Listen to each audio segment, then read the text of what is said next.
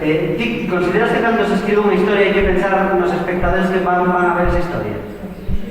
Sí e non. Eu creo que hai que empatizar, non? E pensar que a historia ten que ser comprensible, non? Que se poda entender por parte dos demais.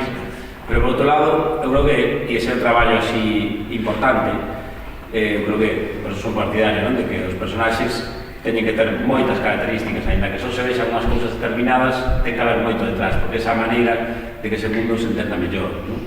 E eu creo que se consigue eso, traballando e caracterizando moito, non? Por exemplo, neste caso, a todos os personaxes. É dicir, algo como construir unha biografía do personaxe. ¿Quién é ese ladrón? Cantos anos ten?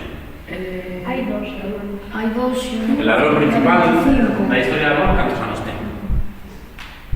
Creo que el ladrón tenía 25. Cando empezou a roubar? Eso non tenemos. Yo creo que no. ¿Por qué empezó a robar?